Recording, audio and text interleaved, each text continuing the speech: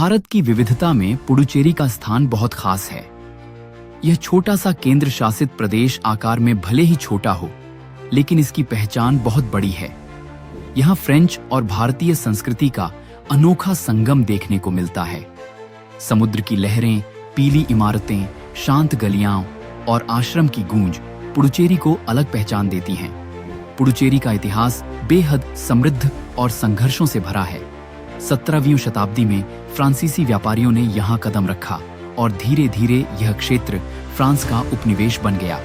यहाँ फ्रेंच प्रशासन ने अपनी छाप छोड़ी, इमारतों, शिक्षा और जीवन शैली तक। भारत जब 1947 में आजाद हुआ, तब भी पुडुचेरी फ्रांस के कब्जे में रहा। कई आंदोलन और संघर्ष हुए और अंततः 1954 में भारत और फ्रांस के बीच समझौता हुआ।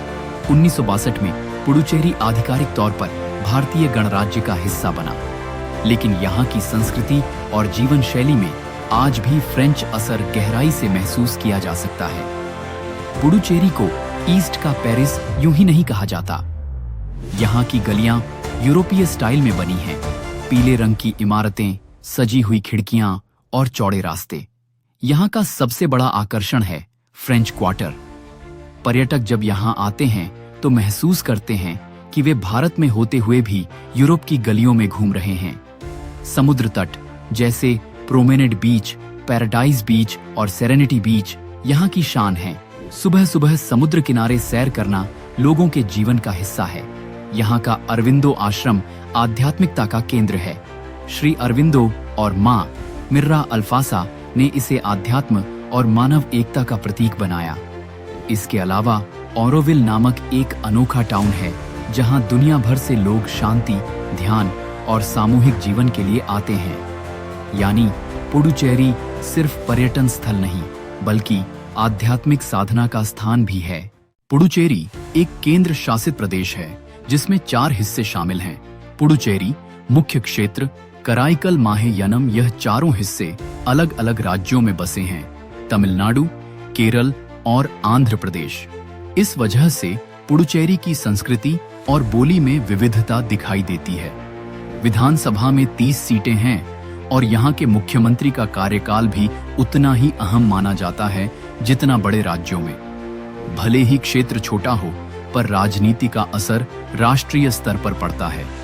यहाँ की अर्थव्यवस्था मुख्य रूप से पर्यटन, मत्स्य पालन, उद्योग और शिक्षा पर आधारित है। यहाँ शराब सस्ती है, इसलिए पर्यटक भी बड़ी संख्या में आते हैं।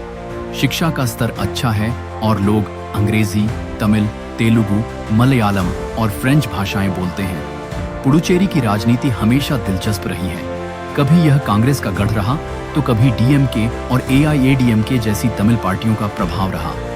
हाल के वर्षों में भारतीय जनता पार्टी बीजेपी ने भी यहाँ अपनी पकड़ मजबूत करनी शुरू की है।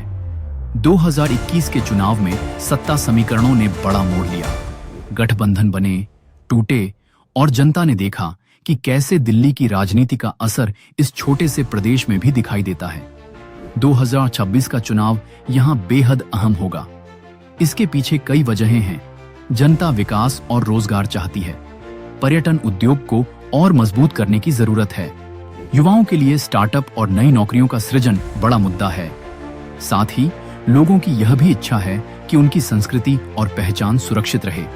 कांग्रेस अपनी पुरानी पकड़ वापस पाना चाहती है। डीएमके और एआईएडीएमके तमिलनाडु के समर्थन से अपनी ताकत दिखाना चाहती है। वहीं बीजेपी राष्ट्रीय एजेंडे और संगठन के दम पर यहाँ बड़ा खेल खेलना चाहती है। इसलिए 2026 का चुनाव यह तय करेगा कि पुडुचेरी किस रास्ते पर आगे बढ़ेगा।